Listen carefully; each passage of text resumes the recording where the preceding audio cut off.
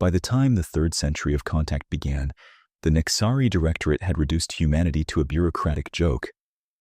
In Vault Ring 7 above Veyer Prime, clerks stamped new observations onto half-finished dossiers labeled non-psychic, strategically loud, cognitively transparent, then moved on to species deemed worth actual analysis. Nexari telepaths did not merely believe they could read intent, they believed they could map behavior before action emerged. To them, humans looked like static. No psionic harmonics, no shared emotional lattice, no detectable group wave pattern. An archivist named Terex watched another human incident report slide into cold storage and murmured to a colleague, "Their minds are closed boxes and open streets at once. Nothing elegant, nothing subtle. They negotiate, posture, and broadcast fear." The colleague did not look up from the terminal. Then, there is nothing to study. Mark them predictable and pending. At the top of that culture sat High Commander Blake, whose command crest had not dimmed in 27 campaigns. Nexari military doctrine had been refined around an old certainty. Battles ended before firing lines stabilized, because fear induction and desire amplification dissolved enemy command cohesion from the inside. They had collapsed confederations by making admirals doubt one another for 6 minutes. They had taken fortress systems by pushing civilian panic through city nets until leaders surrendered to restore order. They called it decisive cognition. Other species called it sanctioned terror, but they called it quietly. In the Directorate Hall of Resonance, beneath vaulted ribs of black alloy and living crystal, Blake addressed assembled oligarchs and liaison observers with ceremonial restraint and open contempt. Human alliances are compensation for evolutionary poverty. They cannot project thought, so they project noise. They cannot shape minds, so they purchase shields in other species. They are a species of signal without depth. The chamber answered with a low pulse of agreement, a psychic chorus translated as assent.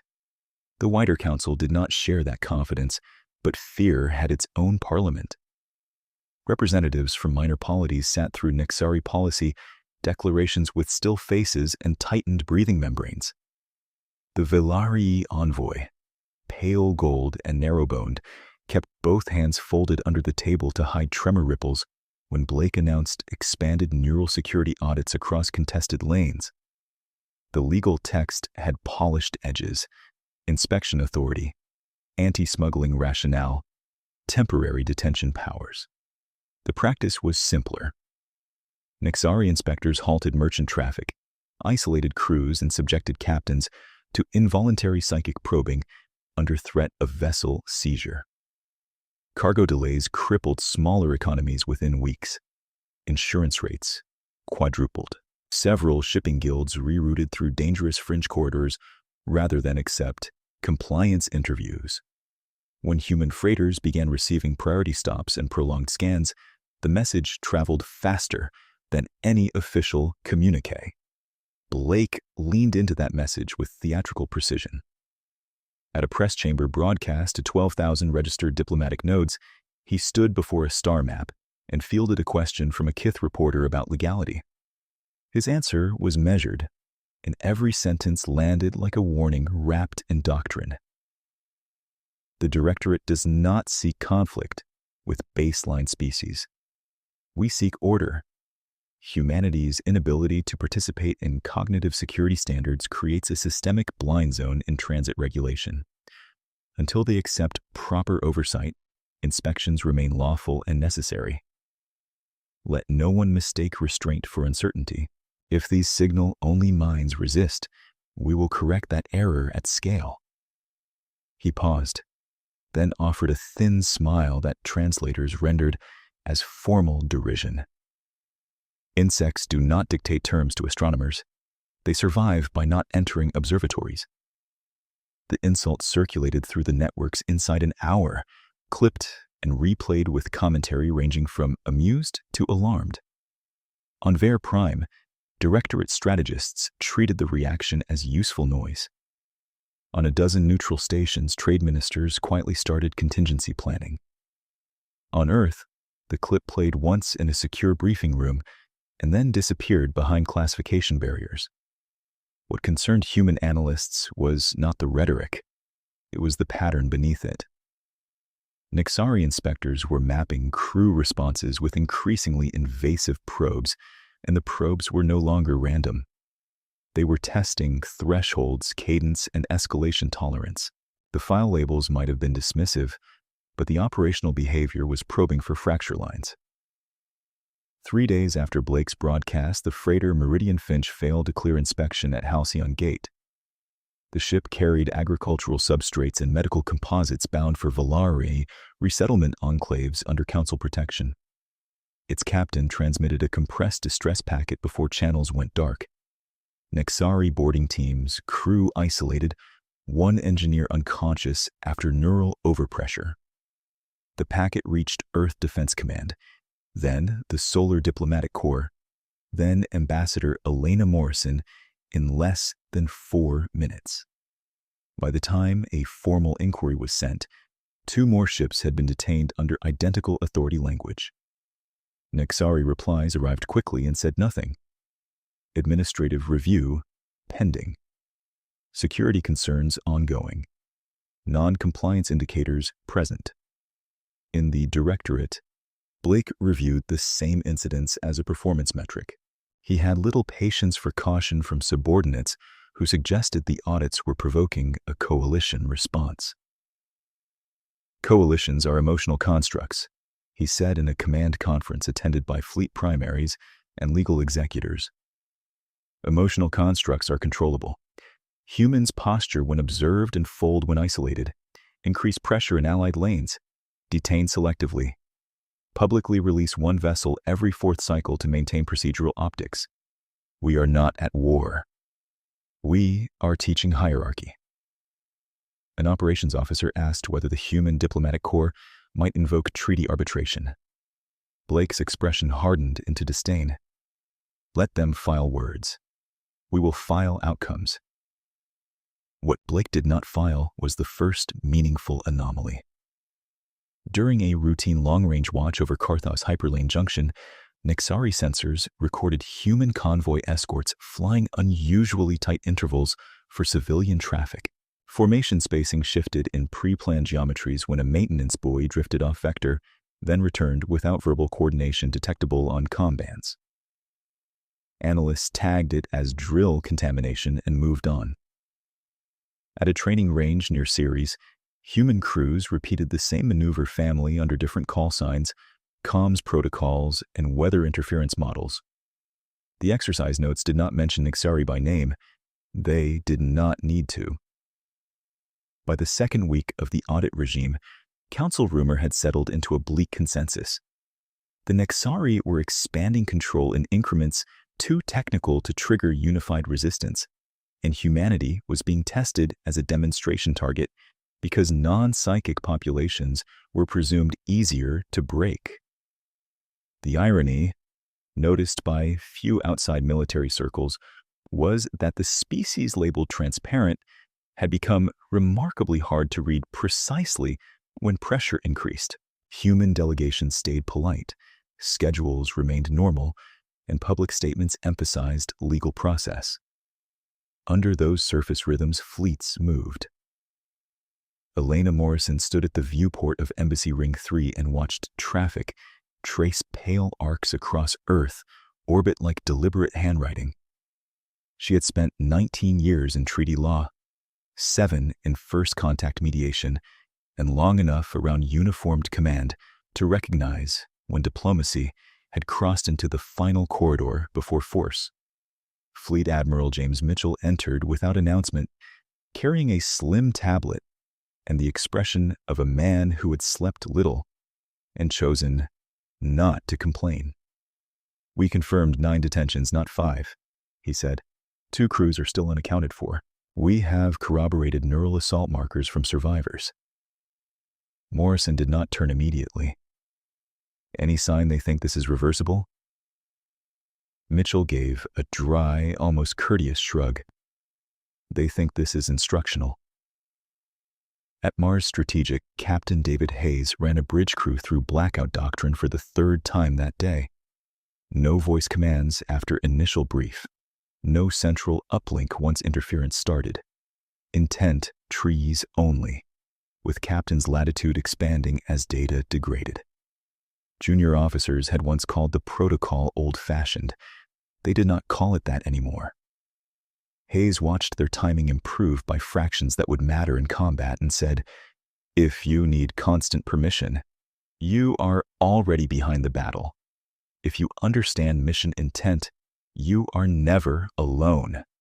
Around him, helmets sat on racks with embedded neuroacoustic liners that looked unremarkable unless you knew what frequencies they carried and why.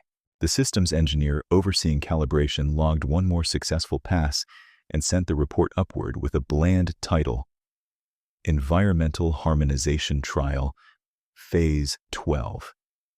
In a secure wing beneath Geneva, Intelligence Director Ingrid Bergman briefed Morrison and Mitchell on a project that had consumed 2 decades and very few headlines. "Their confidence rests on model certainty," she said, bringing up a lattice of red and blue vectors across multiple empires, archived human assessments. So we fed the certainty. Accurate industrial output figures paired with misleading mobilization assumptions. True cultural profiles paired with false command dependencies. Public doctrine that was real at the tactical level and strategically incomplete by design.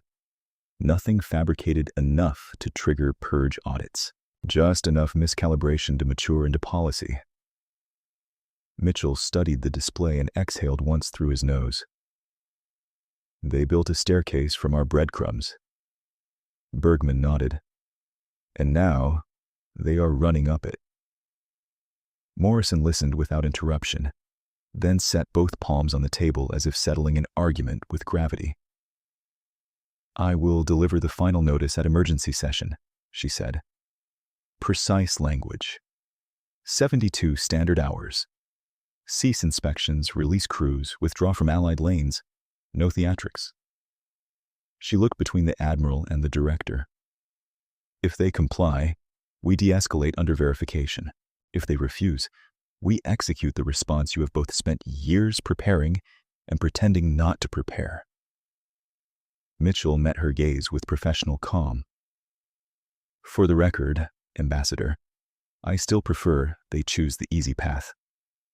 Bergman allowed herself a thin smile, with no humor in it. "Evidence suggests they will choose familiar arrogance instead." That evening, as orbital lights rotated across the Pacific and council packets queued for the emergency docket, each of the 3 reviewed the same line from Blake's latest statement: "Insects do not issue deadlines to astronomers." Morrison forwarded the quote to legal archives as evidentiary context. Mitchell forwarded it to Fleet Doctrine with no comment. Hayes received it secondhand from operations, read it once, and returned to drills. In Nexari command circles, the coming session was treated as procedural theater. In human command, it was treated as the last clean exit before history narrowed. And then it acquired witnesses. The emergency session convened under Council Rule 9, which suspended ceremonial order and forced every member delegation into real-time presence across the chamber and relay lattice. Morrison crossed the polished black floor of the central forum, while translators whispered in layered bands above her, each language carrying different textures of alarm. The Valari envoy sat rigid in the second ring, fingers interlaced so tightly the knuckles had gone pale gold. At the far arc, Blake stood beside the Nexari standard as if the chamber were already his courtroom. He wore no armor, only the dark command weave and neural scepter that signaled jurisdiction over cognitive operations. Confidence moved around him like gravity. Council Speaker Olin of the Crystalline Consortium opened with procedural neutrality that fooled no one. Detained civilians were named. Shipping seizures were logged. Treaty clauses were cited in clean sequence. When he yielded the floor, Morrison did not raise her voice or her hands. She read from no notes. For 200 years, we have been courteous. We hoped you would choose reciprocity. You chose coercion. Humanity's final notice is now entered to the Council record and all diplomatic relays. Cease inspections. Release all civilian crews and vessels. Withdraw Nexari enforcement from Allied lanes. You have 72 standard hours from this statement to confirm compliance and verification protocols. If you decline, you will have chosen a different framework, and responsibility for outcomes will be unambiguous. The Chamber held still in that particular way institutions managed when everyone understood the legal language and feared the practical translation. Several delegations transmitted immediate requests for recess. Blake did not grant them the dignity of waiting. He stepped forward, voice amplified through the hall harmonics until it resonated in bones as much as ears. The Directorate has tolerated human procedural theater because lesser species require ritual before instruction. You arrive in borrowed legitimacy, representing minds that cannot project, cannot perceive, and cannot participate in civilizational standards. You call coercion what we call hygiene. You call unlawful what we call necessary. Insects do not issue deadlines to astronomers, Ambassador. They learn their place under glass. Morrison met him without flinching, and the restraint in her answer was colder than anger. High Commander, your statement is now attached to a deadline, an evidentiary trail, and a live audience that includes every trading bloc you are currently strangling. We have no interest in humiliating your government. We have interest in stopping criminal practice. Release the crews. Blake tilted his head, almost curious. You continue to mistake composure for leverage. His fingers tightened around the neural scepter. Let the Chamber observe the gap between human rhetoric and human cognition. What followed violated 3 council norms and 1 treaty article in less than a second. Nexari adepts seated behind Blake joined focus with him, and a pressure wave rolled outward, invisible but immediately legible in reaction. 2 minor delegates recoiled as if struck by vertigo. A translator drone dropped from the air and hit stone.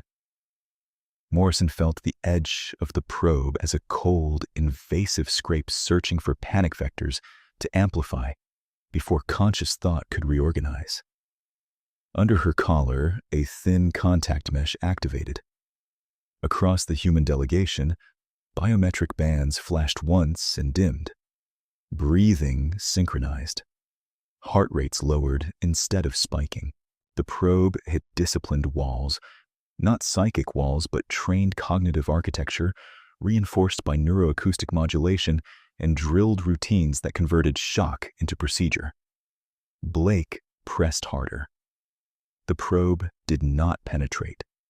It diffused, then collapsed into static that crackled through the chamber audiols and died.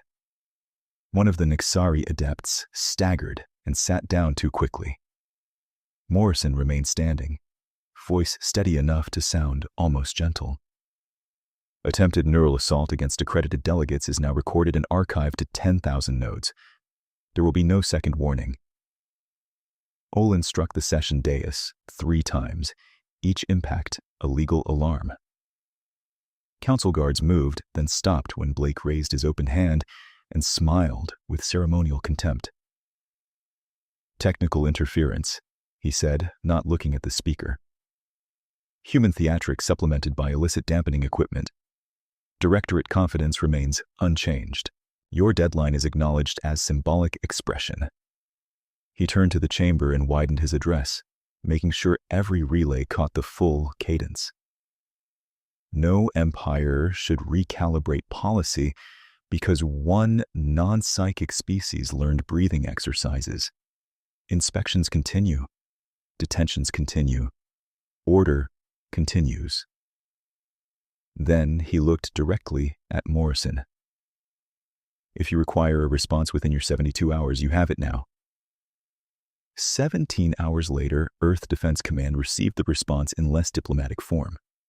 2 released freighters arrived at Halcyon Gate under tow, drives fused, medbays full, and crew manifests missing 12 names across both hulls. Attached was a Nixari enforcement bulletin citing escalated non-compliance clusters and expanding audit jurisdiction to all lanes serving Volari enclaves.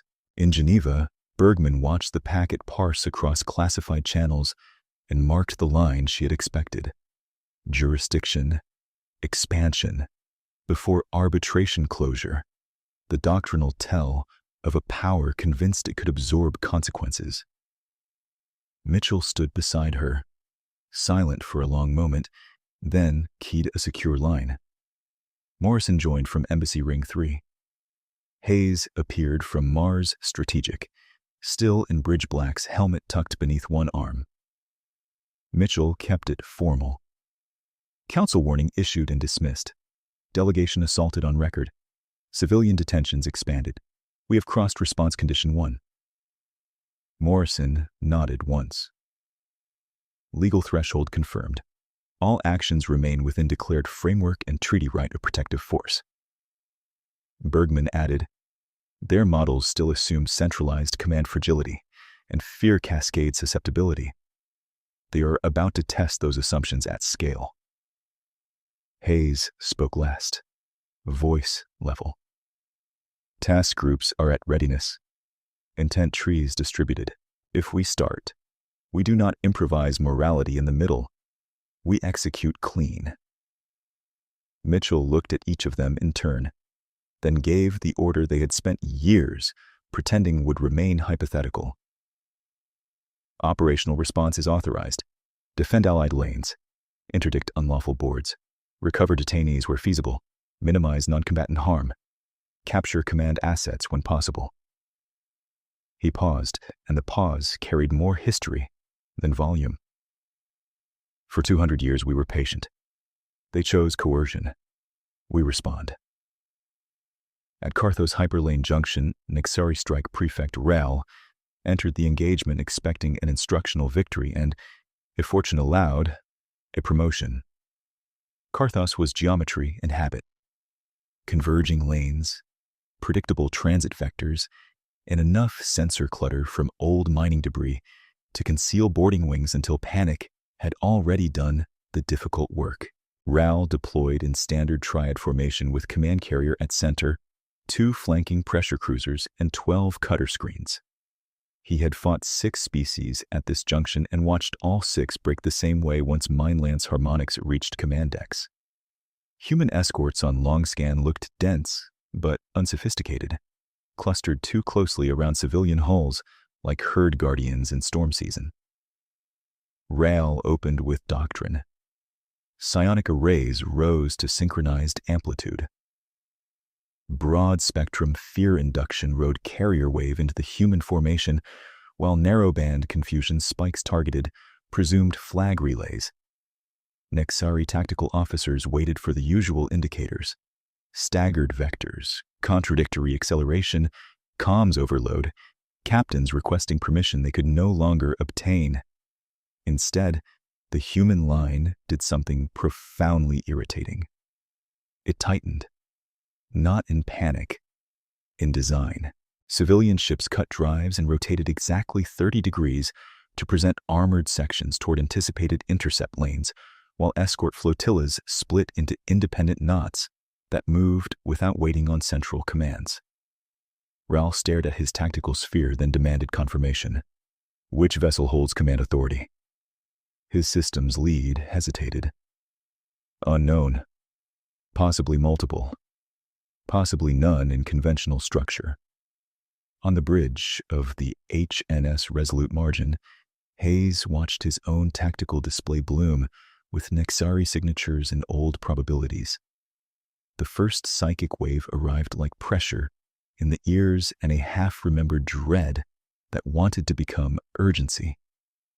Helmet liners answered with low harmonic countertones tuned to flatten emotional spikes into manageable signal. Around him, nobody performed heroics. They followed drills. Lieutenant Sato executed Intent Branch C without verbal prompt, sliding 3 destroyers behind a cargo spine to bait boarding vectors. Gunnery cut 1-second bursts at cutter engines rather than hull cores. "Disable and do not decorate," Hayes said, the closest he came to humor. "We are not here to write poetry." RAL escalated to localized terror lances and launched boarding craft in 3 converging spears, convinced the human calm was chemical suppression that would crack under proximity stress. 2 spears never reached docking range. Hidden drone clusters detached from what RAL had tagged as disabled freighters and unfolded into interference webs, forcing boarders to veer into crossfire corridors already mapped by human escorts. The 3rd spear touched hull and breached an outer lock, only to meet compartment routing that vented access tunnels into sealed trap sections and flooded them with disorienting acoustic pulses. No gore, no spectacle, just competent denial. RAL felt, for the first time in his career, the non-trivial discomfort of operating inside someone else's prepared environment. 3 minutes into the clash, Nexari losses remained moderate, but the psychological equation had reversed. His officers were now the ones requesting repeated clarifications because expected human behaviors were absent. No frantic surrender calls, no command collapse, no exploitable emotional surge. Worse, human ships kept converging on shared objectives after comm jamming hit peak intensity, as if each captain had memorized the same battle in advance and only needed local data to choose variants. RAL ordered concentrated fire on a presumed flagship and watched in disbelief as 3 other human elements altered vector to complete the same interdiction pattern with no visible delay. "They should not coordinate under this noise," he said. His systems lead answered quietly, "Prefect, perhaps they are not coordinating now. Perhaps they coordinated earlier." Hayes heard that same truth on his own channel in different words from operations. "Junction grid stable, intent convergence at 89%. He acknowledged and pushed Phase 2, a limited reveal approved by Mitchell for this exact theater. Long-range kinetic lances fired from beyond primary telepathic range, punching through Nexari cutter propulsion with surgical timing. Not annihilation, paralysis. Boarding pressure evaporated. Civilian Corridor Alpha opened. Valeri relief haulers previously pinned began moving under human escort toward protected lanes.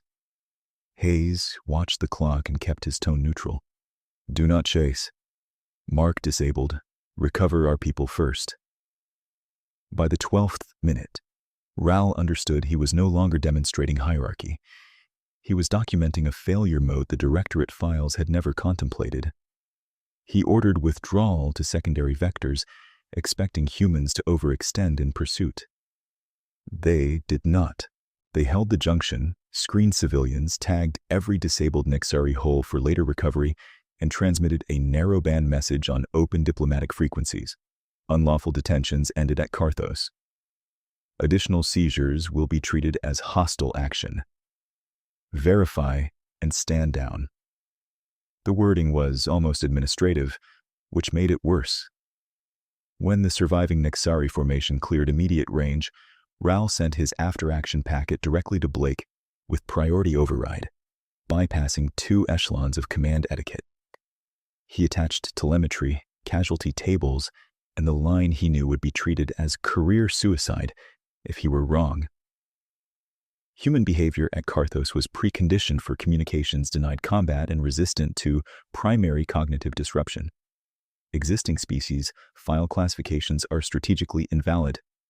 Recommend immediate doctrinal reevaluation before further engagement. On Mars Strategic, the Karthos feeds ended and new alerts began to stack, each one another junction, another audit patrol, another point where arrogance would try again, because institutions rarely surrendered their favorite assumptions after one defeat. Hayes removed his helmet and set it on the console with deliberate care.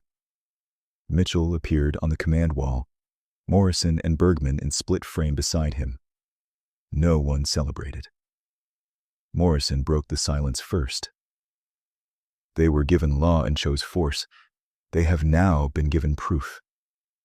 Mitchell's reply was quiet and final. Then we proceed. Full protective operations across Allied lanes. No rhetoric. No delay.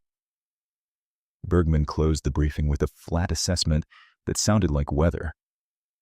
Their files are failing faster than they can rewrite them. Mitchell let the silence hold for half a breath after Bergman's assessment, then switched the command wall from conference mode to live operations.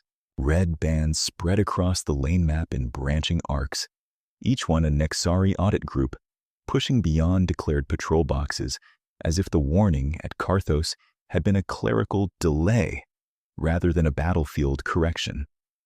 Directorate formations are converging on 3 civilian corridors at once, operations reported. Halcyon Gate, Seravan Reach, and the Orphean Supply Spine. They are broadcasting emergency compliance codes and forcing ships to heave to. Morrison's image sharpened as she leaned toward her console. They are manufacturing legal pretext in real time, record every transmission, archive to council custody and public relays. Mitchell nodded once. Do it. Then route my order to all task groups.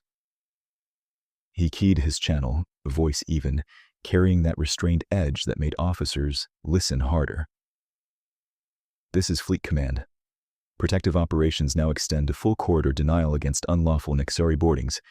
Intent packages Delta through Kappa are live. You are authorized autonomous action under mission law. Priorities are civilian extraction, detention recovery, and non-combatant preservation. We do not punish panic. We dismantle coercion. On Mars Strategic, Hayes sealed his helmet and watched the tactical board splinter into dozens of local pictures, each with partial data and rising interference. Nexari psionic noise was already climbing across the spectrum like weather fronts rolling over glass. Under old doctrine, a central command would have tried to micromanage every vector and collapsed under delay and distortion. Under current doctrine, central command stopped pretending it could see everything. Execute intent Delta, Hayes said. No chorus of acknowledgments followed. No performative chatter. His bridge crew moved, each station running pre-briefed branches linked to objectives rather than permissions. Destroyer knots detached. Medical escorts shifted behind armored freight hulls. Drone tenders bled out decoy swarms that mimicked command ship signatures and then scattered on algorithmic drift.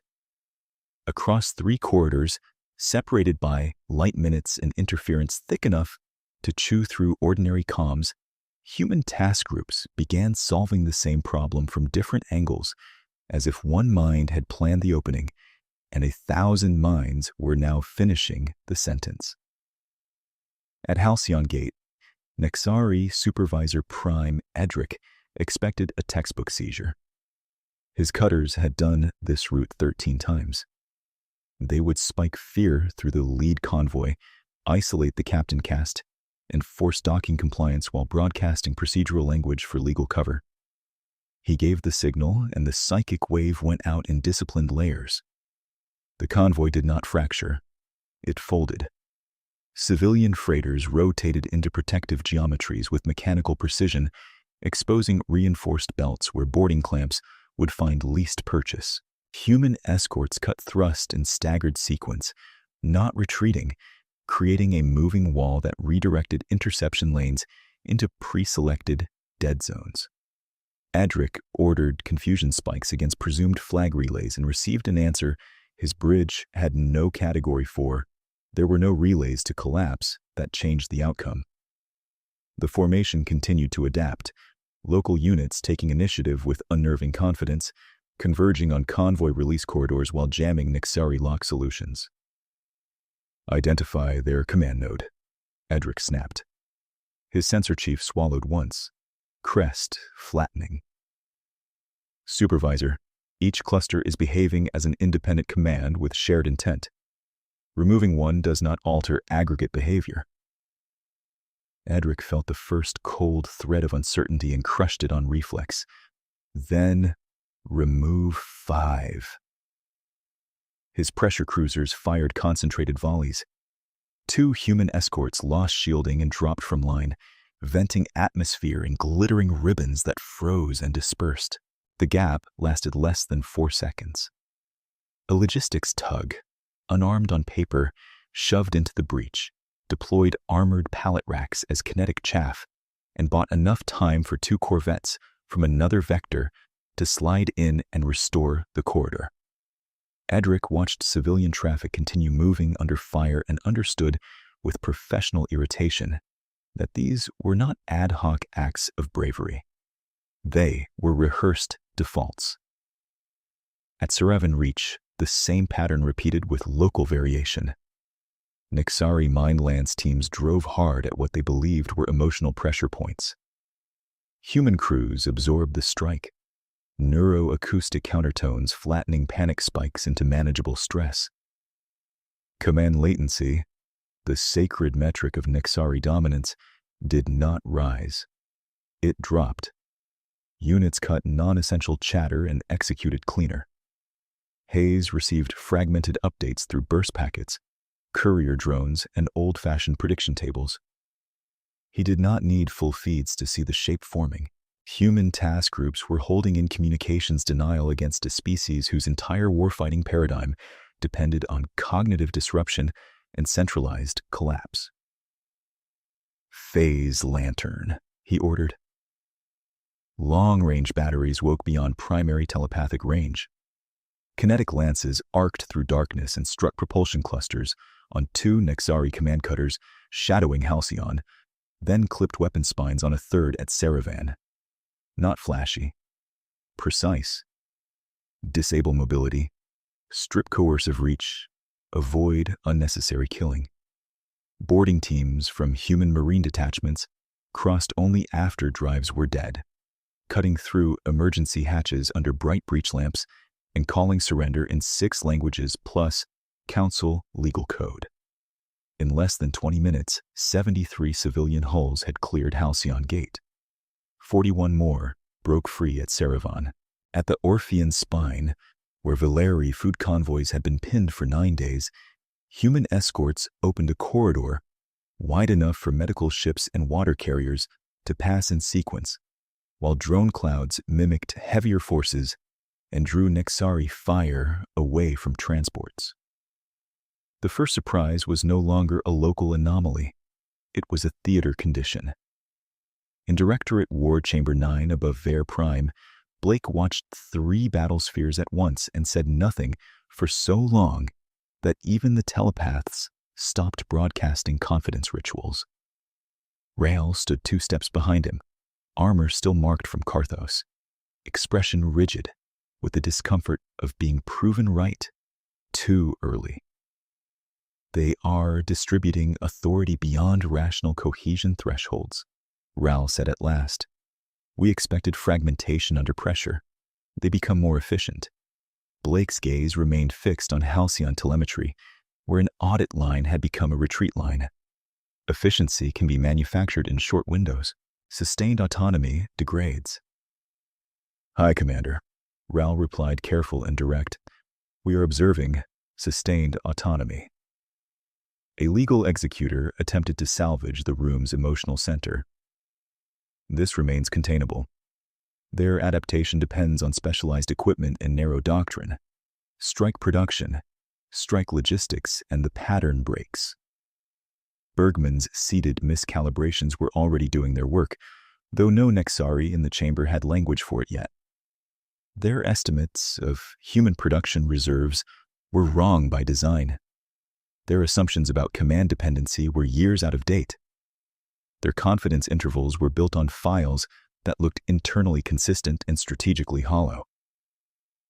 Blake turned from the map and addressed his staff in the measured cadence he used when choosing between pride and arithmetic. Issue theater-wide directive. No isolated audits. Consolidate into battle groups with direct telepathic oversight. We will apply massed cognition and force them back into linear behavior. Raoul did not flinch. Massed cognition is exactly what they appear prepared for. Blake's eyes narrowed. Prepared is not equal to capable. Respectfully, High Commander, we have now tested that claim at Karthos, Halcyon, and Saravan. The chamber tightened around the exchange. Challenging Blake in open command was not technically forbidden, merely remembered. A priority advisory flashed without request, tagged from Vault Ring 7, and routed through Archive Liaison rather than Battle Command. An intelligence analyst on Blake's left opened the packet and read from it.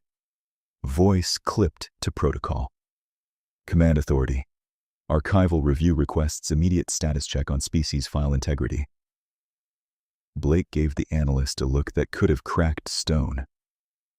You are interrupting live battle command for archival housekeeping. The analyst continued, eyes moving line by line. Negative, High Commander. Comparative backtrace on predictive failures indicates human dossier revisions from 37 cycles contain statistically coherent data with inference drift compounding toward underestimation. Pattern repeats across trade intelligence, military readiness forecasts, and alliance dependency models. Assessment. We may be operating from structurally contaminated assumptions. Contaminated by whom? The analyst hesitated one beat too long while checking the next line. Potentially by us, through negligent confidence. Potentially by external manipulation. Data points are largely true. The conclusions attached to them are where distortion accumulates. Raoul's crest twitched with grim recognition. True facts, false confidence. Blake killed the advisory window. Archive speculation is not doctrine. Yet he did not dismiss the warning from the room's working memory. Officers could feel it settling anyway, corrosive and persistent. If their files were wrong in the specific way the memo described, then each new Nexari move risked stepping into corridors humans had expected years earlier. 90 minutes later, the Directorate convened an emergency strategic caucus with war oligarchs, telepathic primaries, and logistics ministers all speaking at once through layered channels that translated conflict into barely civil procedure.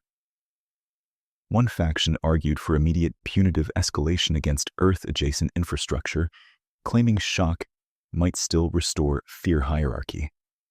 Another argued for negotiated pause to rebuild models before further losses deepened institutional panic. The telepathic primaries split on an even uglier line. Some insisted human resistance was technological and temporary.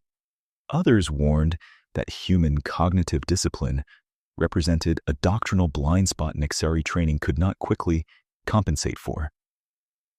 Blake let them exhaust themselves, then rose. His speech carried the old authority, but strain threaded the edges. For 3 centuries, the Directorate has preserved order where others traded in sentiment. We did not build this empire by yielding to noise after one adverse sequence. We are confronting a species that lacks psychic projection, yet has invested in procedural resilience to an extent we judged inefficient. That judgment was incomplete. Incomplete does not mean fatal. It means recalibration under pressure. We will not dissolve into argument while lesser powers watch for weakness. He swept his hand through the central display and collapsed 3 contested maps into one. Orpheon glowed at the nexus of refugee corridors, aid lanes, and symbolic debt the galaxy understood even if it rarely admitted. They have concentrated political legitimacy around Valeri protection and civilian transit law. Therefore, we break that legitimacy at its anchor. We consolidate at Orpheon with full command carriers, relay spires, and integrated cognitive barrage. We force a public decision point. Submit to directorate inspection architecture or accept responsibility for open war before every council relay. A logistics minister tried one final objection. If our assumptions remain compromised, concentration could expose us to larger operational shock. Blake answered without heat. Dispersion is already bleeding us. Concentration gives us control of tempo.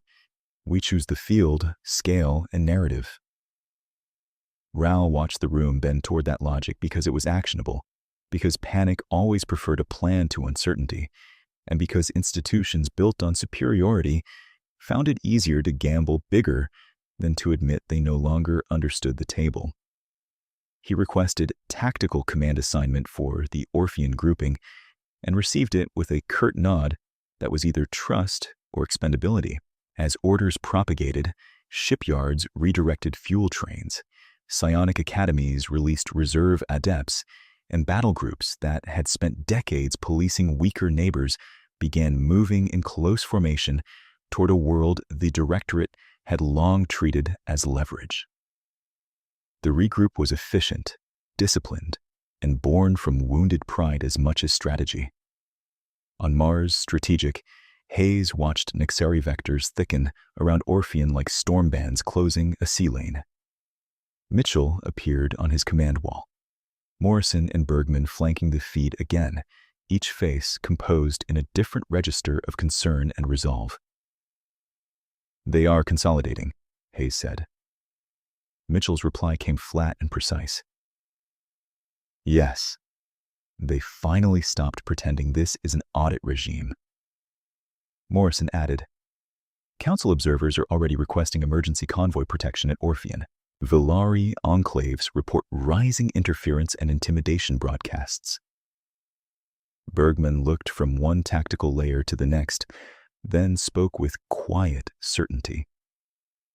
"Their assumptions are cracking, but cracked assumptions can still kill when attached to massed force. This is where they try to recover control." Hayes resealed his helmet and turned back to the board as human task groups shifted toward intercept positions with practiced calm. The first surprise had taught the Directorate that humanity could function in darkness. The next phase would teach them what happened when humans chose to shape it. Hayes resealed his helmet and turned back to the board as human task groups shifted toward intercept positions with practiced calm. The first surprise had taught the Directorate that humanity could function in darkness. The next phase taught them that humans had learned how to shape the dark into terrain. Mitchell authorized the release in one sentence, sent on command bands and legal archives simultaneously. Capability Package Hestia is now declassified for theater commanders. On Nixari Intercept, the phrase meant nothing. On human bridges, it changed targeting priorities in less than 10 seconds. At Halcyon and Seravan, hull-integrated neuroacoustic systems had already flattened fear spikes and kept decision loops intact. Hestia expanded that function from defense into controlled environmental pressure. Human destroyers began projecting tight beam harmonic fields that did not block telepathy and did not attempt crude suppression. They introduced phase drift into emotional vector channels, just enough to erode the clean synchronization Nixari adepts required for mass effects. A single telepath remained dangerous. A choir with drifting pitch became noise with authority markings. Raoul felt the change first as irritation and then as operational decay. His command carrier, VDS Iron Verdict, sat at the leading edge of the Orpheon consolidation screen, relay spires extended, adepts seated in triads around the central cognition well. They initiated a calibration sweep against approaching human scouts. The return came back muddy, full of low-amplitude emotional harmonics that translated to disciplined calm, procedural focus, and a stubborn absence of panic gradients. Nixari doctrine had no elegant answer for an enemy that kept presenting composure as a baseline state. "Adjust carrier wave by 4 points," Raoul ordered. The adepts complied. The drift remained. "Adjust by 9. Narrow to command signatures." One adept winced, hand going to the side of her cranial crest. "Prefect, command signatures are multiplying. We are reading structured intent from decoys and logistics hulls. Either they are masking command vessels or they are distributing authority through non-standard channels." Raoul did not look away from the tactical sphere. "They are doing both." Across the line, human drone tenders opened their bays and released canisters no larger than lifeboats. The canisters fractured into clouds of reflective motes and signal buoys. To conventional sensors, they looked like debris. To telepathic sweeps tuned for command hierarchy, they looked like clusters of minor decision nodes broadcasting low-confidence intent in thousands of directions. Nixari cognition teams began spending precious attention filtering false relevance from real threat, while human strike groups moved in clean, deliberate arcs around them. Blake entered War Chamber 9 as the first report set arrived from Orphean outer bands. He read in silence, then looked at the telepathic primaries with a patience that carried threat. "You told this chamber their dampening would be local and temporary." A primary answered in careful formality. "High Commander, it is local and temporary. The issue is density. They are stacking overlapping harmonic zones and moving within them. Our long-range mind-lance coherence drops each time their fields cross our relay geometry." Blake's jaw tightened. "Then increase relay density." "We are attempting that now. It improves single-target penetration and worsens group coherence. Their interference is not brute force. It is disciplined phase corruption." The resulting tension in the chamber was almost visible. Nixari supremacy had always been framed as a law of cognition, not a contingent advantage. Law did not negotiate. Advantage could be outworked. If this was merely advantage, then 3 centuries of doctrine had been ceremony draped over a fragile premise, or a fragile.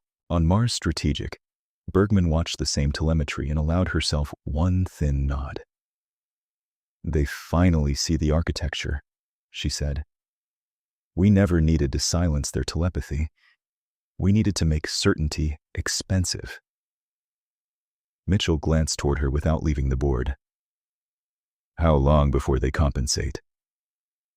"They will compensate tactically within hours," Bergman said. "They cannot compensate culturally on command." Morrison joined from Council Relay, speaking through static and overlapping emergency petitions. Council observers are asking whether humanity intends to jam all psychic species by default. Mitchell answered with deliberate clarity meant for courts as much as commanders. "Negative. Hestia fields are theater-bounded, tied to verified unlawful coercive operations and logged in full. We are not outlawing minds. We are outlawing forced entry." Morrison's expression softened by a fraction. "That line will matter after this." By the end of the next standard hour, it mattered during this. 2 neutral monitor ships in Orphean's upper ecliptic recorded the first failed Nixari mass induction wave and transmitted the data unedited to Council archives. The clip spread across commercial channels before sensors could smother it.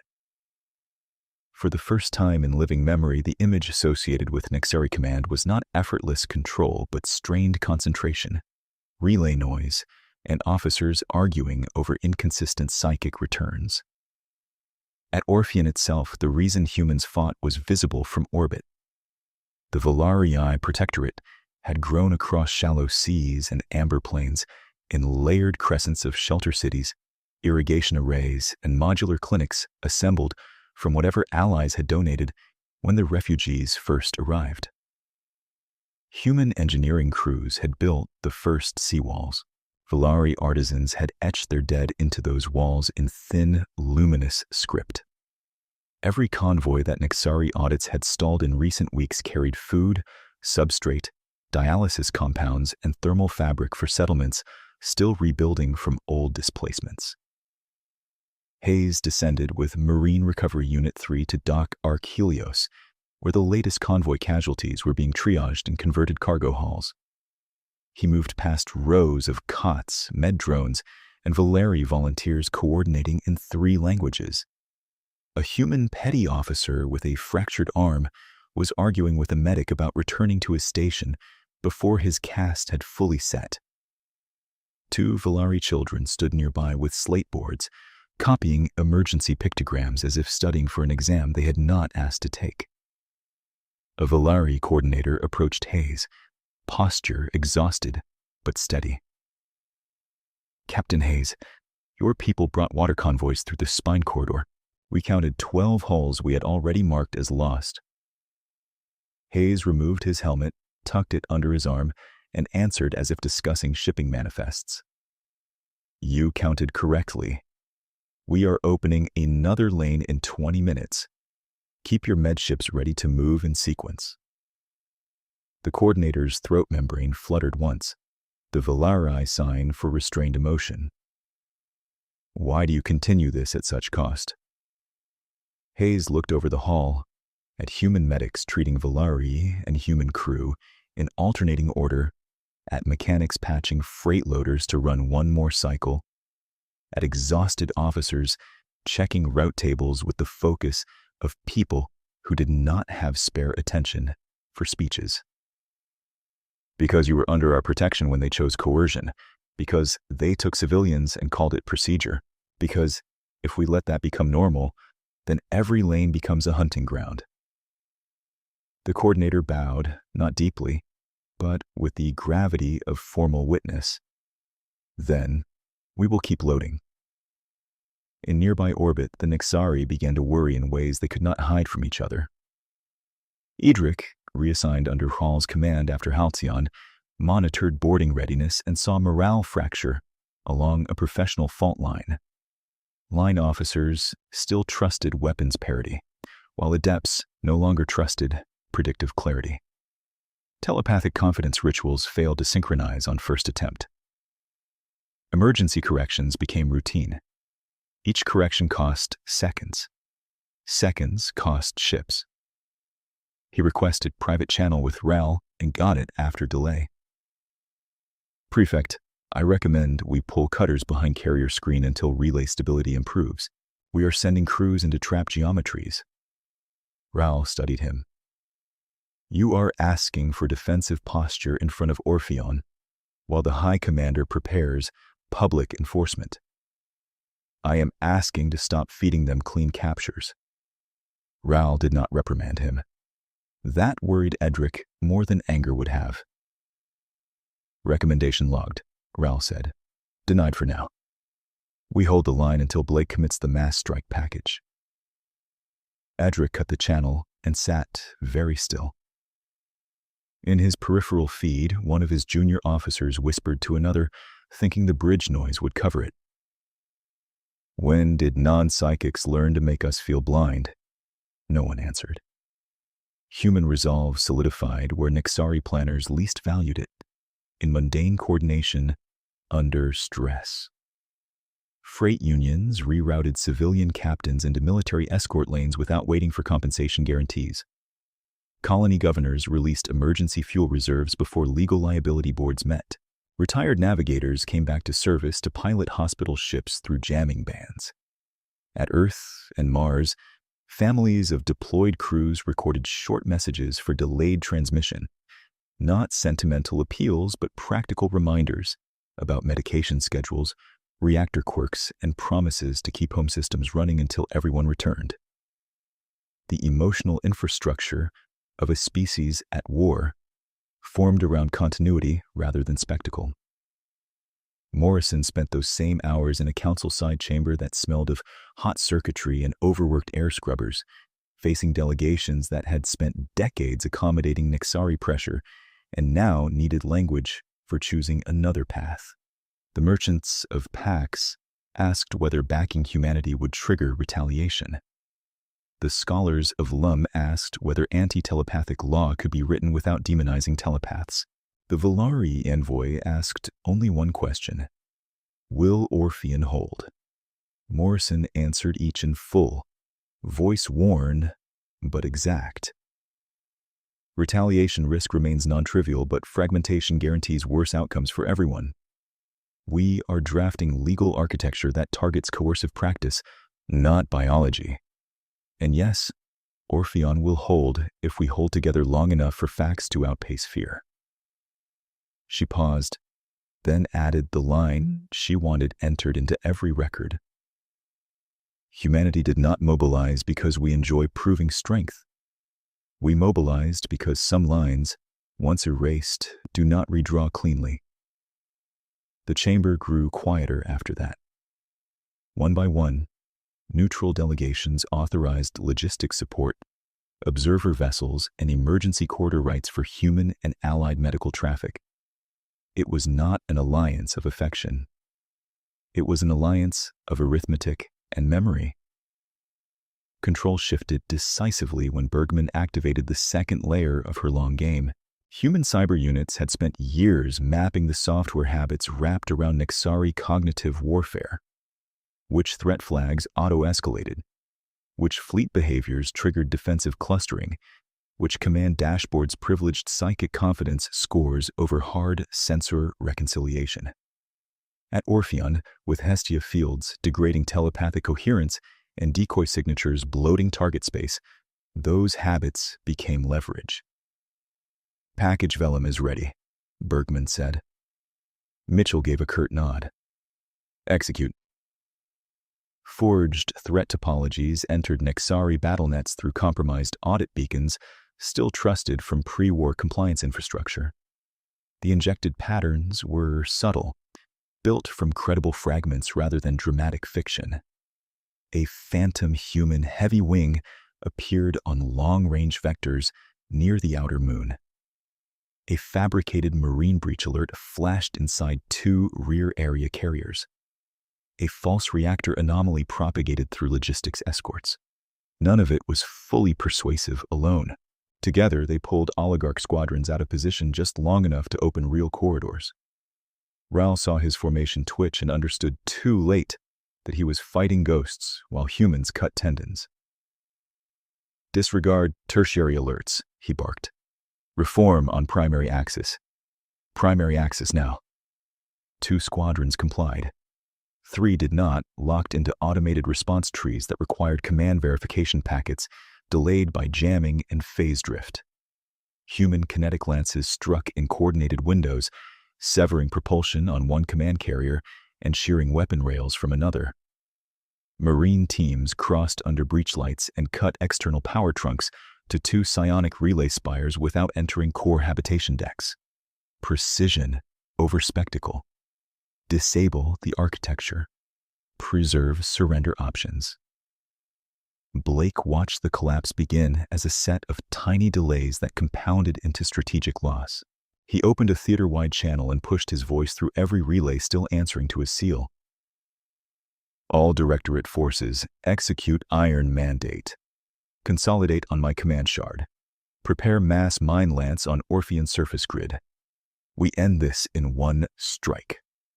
Mitchell heard it on intercepted bands and turned to Hayes on secure channel. There is your final move.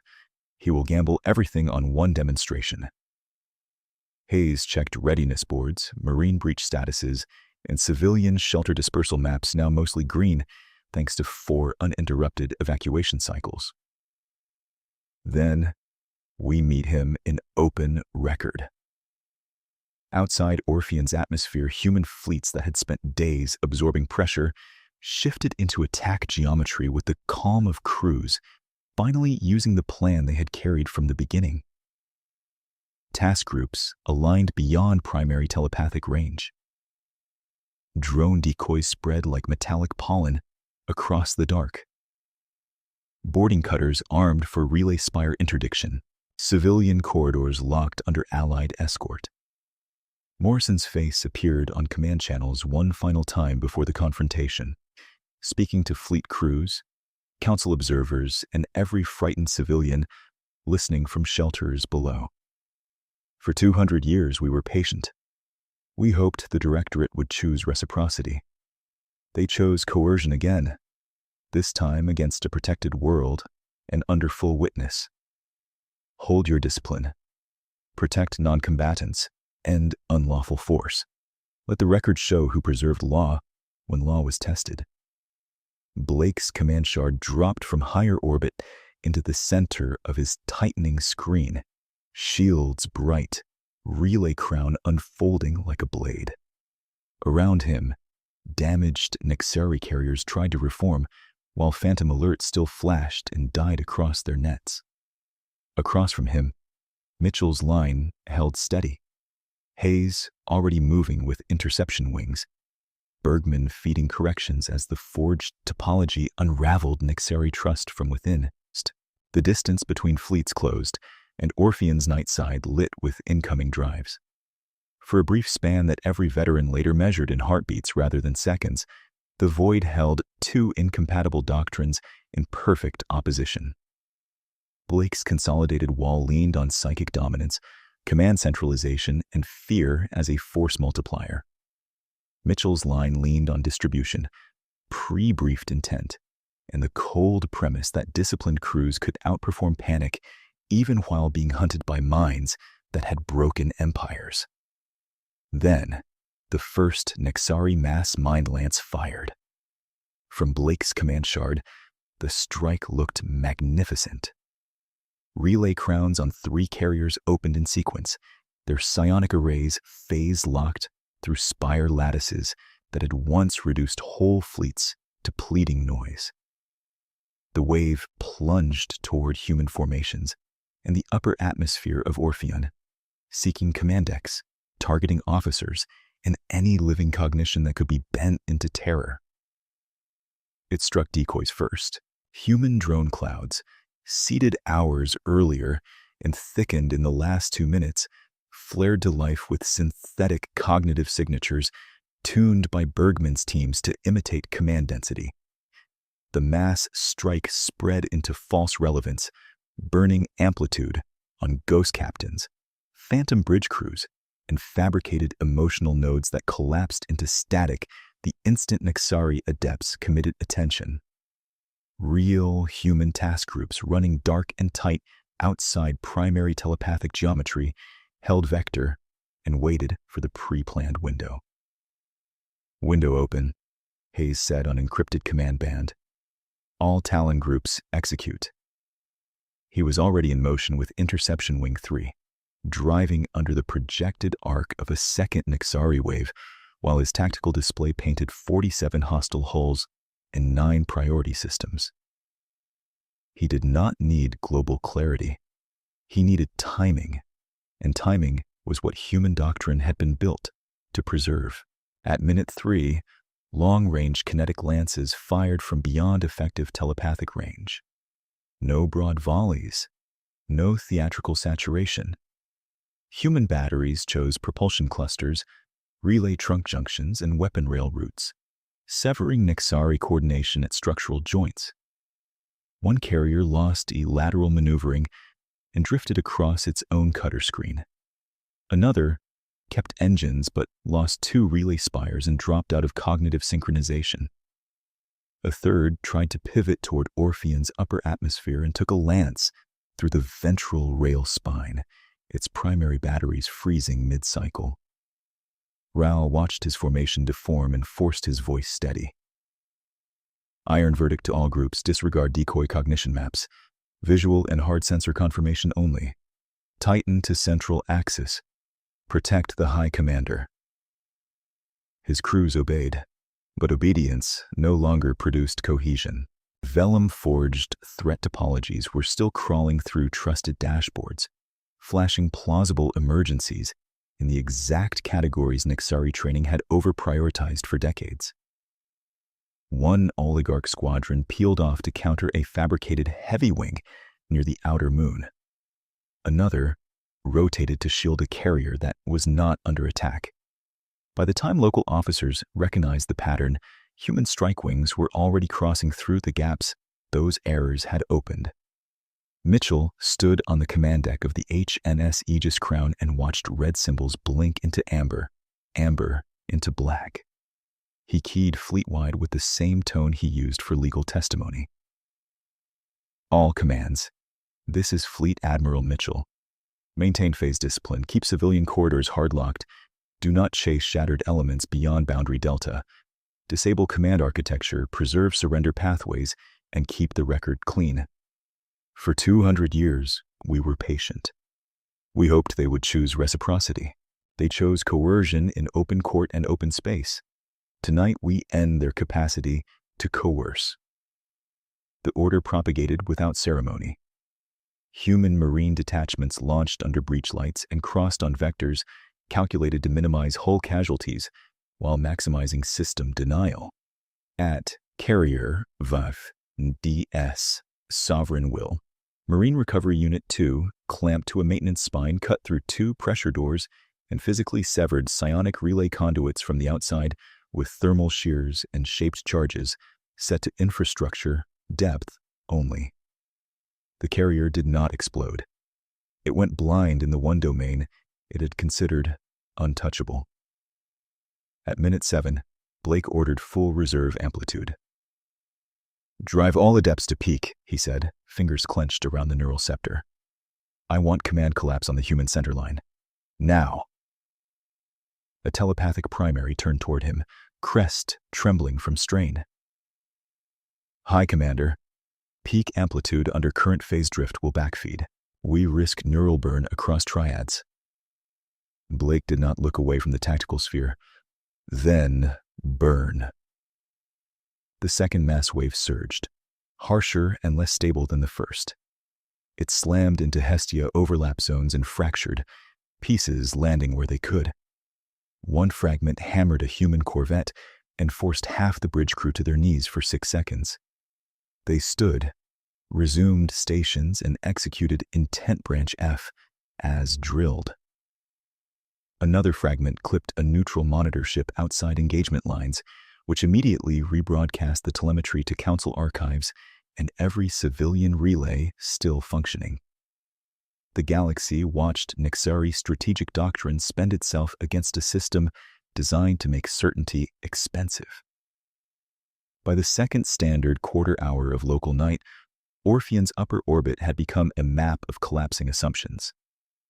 Human decoys kept emitting synthetic cognition from disposable platforms. Cyber teams kept feeding Nixari nets enough plausible noise to fracture response priorities. Kinetic lances kept cutting at joints instead of limbs. Marine teams kept targeting relay spires, weapon buses, and command trunks, leaving life support and evacuation routes intact unless fired upon. The emotional texture of the battle shifted from terror to arithmetic. Raoul saw the shift and felt its consequence before he could phrase it. Nixari officers were still brave. They were no longer confident. "Prefect," his systems lead said, voice tight with controlled fear, "we have lost synchronized cognition on 4 carriers. Oligarch squadrons are requesting autonomous withdrawal authority." "Denied," Raoul answered, then changed it 2 seconds later as another carrier icon flashed dead. "Conditional approval. Withdraw under escort to Vector Black if propulsion is intact. Do not break screen around the High Commander." "Prefect, Vector Black is under human fire control lock." Raoul exhaled once. "Then request corridor terms." At minute 14, human strike wings hit the center. Hayes's interceptor group knifed through debris and sputtering point defense toward Blake's inner screen, while allied escort ships from Pax and Lum held civilian lanes behind them, proving neutrality had finally chosen survival over fear. Nixari cutters met the charge, fought hard, and died by systems failure rather than spectacular ruin. Drives punched out, rails severed, command stacks dark. On Orpheon's surface, shelters remained powered. Valari medical convoys kept moving in disciplined strings under Allied escort. Morrison, still in council-side chamber, watched live feeds of both battle and hospitals and transmitted one sentence to public record as the line broke. Law survives when someone is willing to defend it under fire and still restrain the hand that wins. At minute 19, the Nexari Center collapsed. It did not collapse as a single dramatic explosion. It collapsed as command loss becoming contagious. One command carrier went dark. 2 more lost propulsion. 3 oligarch squadrons transmitted conflicting retreat codes. A reserve wing surrendered sensors and broadcast emergency non-combatant status before anyone ordered it. Under human fire control lock, surviving Nexari vessels began transmitting unconditional ceasefire codes in priority bursts, first in 2s and 3s, then in a flood that choked tactical channels. Mitchell did not smile. Ceasefire codes verified. Operations called. Hold lock, he replied. Do not disengage until command authentication arrives from Blake. The authentication did not come. Instead, Blake attempted to run. His shielded command shard, battered but intact, dumped heat, cut broad-spectrum emission, and kicked for a narrow gravity seam on the far side of a disabled carrier hull.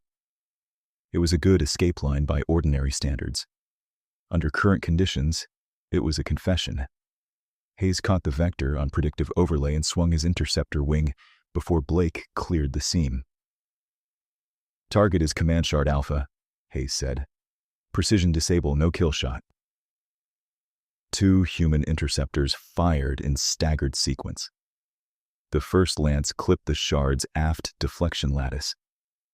The second took the drive cone at oblique angle and tore thrust coherence without breaching the core habitat ring. Blake's vessel spun, stabilized, then went dead in the water with emergency strobes pulsing along its dorsal spine. Command shard disabled, Tactical said. Hayes keyed Marine Recovery Unit 3. You are up. Hard docking protocol. Tribunal feed live. Breach lights washed the shard in white as marine cutters approached and locked clamps to forward and ventral collars. Charges blew inward with controlled force. Smoke and insulation flecks filled the access tunnel.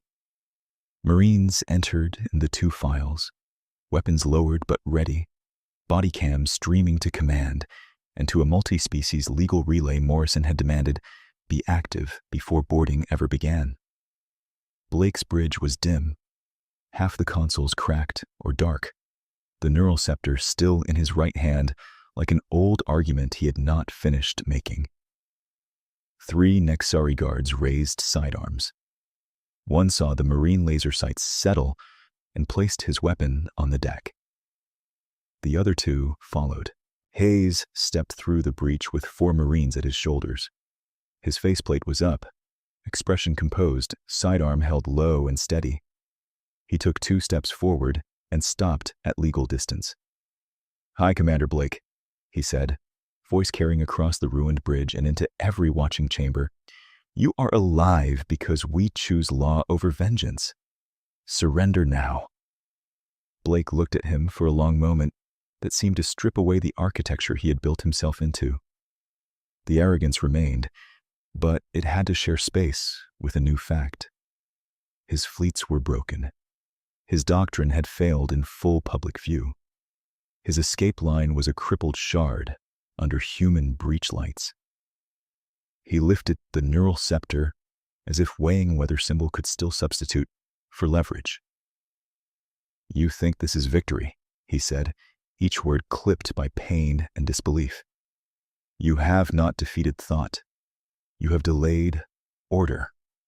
Species like yours burn bright, then fracture into factions and bargains. We endure because we see beneath noise. We always have. Hayes did not move. You saw what you expected. That is why we are standing here. Blake's crest trembled. Somewhere off-bridge, a cooling line burst and hissed through the silence. On external channels, ceasefire requests kept stacking. On the live tribunal feed, council delegates leaned forward in stunned stillness. Blake's gaze flicked to a dead console, then to the Marines, then back to Hayes. When he spoke again, the words were formal, stripped of ornament. "If I surrender, my seal stands." "It does," Hayes said, "and it ends this now." The scepter left Blake's hand and struck the deck with a metallic crack that echoed through the bridge. He straightened as much as his injuries allowed and said, clearly enough for every relay to capture, "I surrender to human command authority." Hayes nodded once to Sergeant Imani. Mag cuffs locked around Blake's wrists. No one struck him. No one shouted. The restraint was deliberate, almost austere and more final than rage. "Transmit authentication protocol," Hayes ordered. A Marine tech patched into the shard's surviving command core and brought up surrender channels. Blake provided biometric and psychic seal verification under guard. The code string propagated across surviving Nixari formations, overriding local disputes and closing with one immutable instruction: unconditional ceasefire. Disarm. Comply with human and council custody directives. Across Orphean orbit, Nixari guns went dark. On the Aegis Crown, Mitchell watched the confirmations cascade and gave the order that ended the battle. "All units, cease offensive fire. Maintain containment. Begin rescue, triage, and non-combatant evacuation operations for all vessels regardless of flag. Repeat, all vessels regardless of flag." On Orphean's surface, shelter sirens finally stopped. On the command shard, under breach lights and tribunal cameras, Hayes holstered his weapon, turned to Blake, and spoke quietly enough that only nearby microphones caught it. "This ended the moment you decided civilians were instruments. We just made the timing official." Then he escorted the former High Commander out alive, in cuffs, while the galaxy watched the file on humanity become obsolete in real time. The first place Blake saw after the breach corridor was not a brig. It was a triage deck. Human Marines moved him through Dock Arc Helios, past rows of med litters and portable surgical frames, where Vellery clinicians and human corpsmen worked shoulder to shoulder beneath harsh white lamps.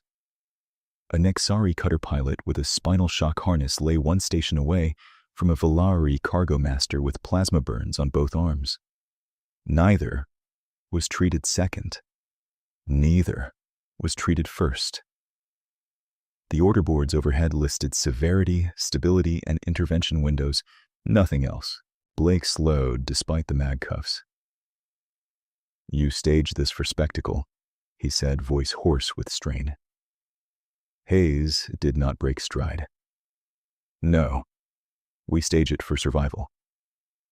At the receiving gate, Sergeant Imani transferred custody with clipped formality, then placed a sealed evidence case onto the intake counter. Inside lay Blake's neural scepter, tagged, time-stamped, and cross-referenced to 12 camera angles from the shard bridge. Next to it, another tray held smaller items already logged for tribunal submission: fractured relay keys, command seal wafers, and a scorched translator drone housing recovered from the council chamber where Blake had ordered the live probe months earlier. The same drone shell that had hit polished stone now sat under clear polymer with chain of custody signatures in 6 scripts. Imani noticed Blake looking at it. "That record never got buried," she said. Across the deck, a call came in from tactical recovery. Mitchell answered on open medical command channel by design, so everyone could hear both the order and the tone. Status: ceasefire compliance at 96%. Remaining holdouts are drive dead or requesting corridor terms. We have recovered the Meridian Finch detainees from 2 carrier detention tiers, 11 alive, 1 deceased before extraction. Identity confirmation complete. Families notified through protected channels. Hayes closed his eyes for half a second, then reopened them. The number had a shape he would remember, but it was no longer unknown. Another report followed, this one from boarding teams on the Iron Verdict. Prefect Raoul and Supervisor Edric surrendered under authenticated seal. Both request legal counsel and offer full signal logs in exchange for crew protections. Mitchell's answer came without hesitation. Counsel granted. Crew protections granted under council law. Separate command detainees from line personnel. No reprisals. The moral line held when it became inconvenient, which was the only time it mattered. 6 hours later, with orbital fires finally dimming and rescue traffic replacing strike vectors, Morrison entered the Provisional Command Hall at Orpheon. Her jacket still carried soot from the shelter banks where she had been coordinating observer extractions. The Villari envoy waited with her, hands steady now, not hidden under any table. "The council emergency block is split," Morrison said to Mitchell and Hayes. "One faction wants species sanctions against all Nixari worlds. Another wants this frozen into a ceasefire and forgotten. We are giving them neither." Mitchell looked up from casualty sheets. "What are we giving them?" "Law with memory," she said. "Command culpability, not bloodline culpability. War council trials. Protected evacuation corridors. Mandatory file transparency so nobody hides coercion behind classified certainty again." Hayes leaned back, exhausted and alert at once. "And food." Morrison turned toward him. He continued, voice flat with the practical cruelty of arithmetic. "Their border logistics ran through the convoys we disabled. If we leave it collapsed, civilians starve, militias rise, and someone calls it strategic necessity. We are not doing that." For a long moment, nobody spoke. Then Mitchell gave one short nod. "Draft it." Morrison keyed a live dictation channel to Earth, Council, and Allied commands. Directive for immediate circulation. Human victory terms include restoration aid to Nixari border worlds under neutral audit with priority shipments for nutrition compounds, medical salts, and thermal membranes. Statement text follows. Children do not inherit command guilt. The Villari envoy lowered her head in formal acknowledgement. "Debt is recorded," she said quietly. "Debt is closed," Morrison replied.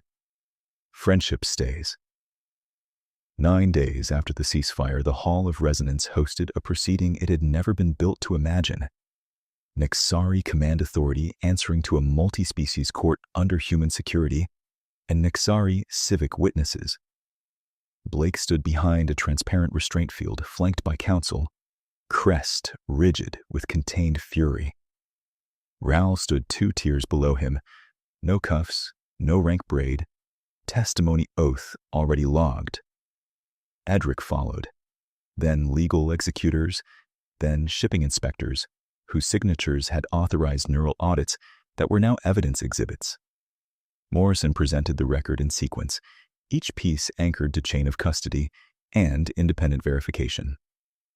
The Meridian Finch distress packet, the Halcyon detention manifests, neutral monitor telemetry from Orpheon showing the second mass mind lance clipping civilian channels, the preserved translator drone shell, Blake's surrendered scepter, his authenticated ceasefire seal. No one argued the artifacts were fabricated. The fight was over meaning and consequence. When the sentencing phase opened, Morrison took the central floor where Blake had once dismissed humanity as signal without depth. Her statement carried across the chamber in measured cadence, not performance, not vengeance. For 200 years, we were patient with insult because insult is survivable.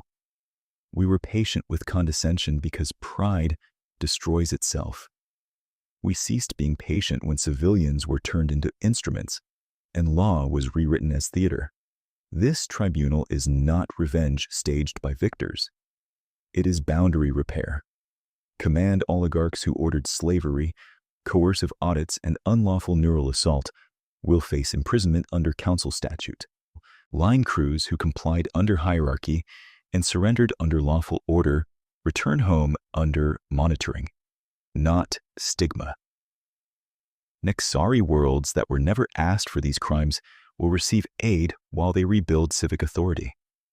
We remember cruelty exactly. We also remember restraint because power without restraint is only a delayed atrocity. The chamber stayed silent for 3 full breaths after she finished. Then Speaker Olin called the vote. The Orphean Accords passed with 87% approval, including support from the merchants of Pax, the scholars of Lum, and the Crystalline Consortium that had once doubted any anti-coercion law could be written without targeting entire species.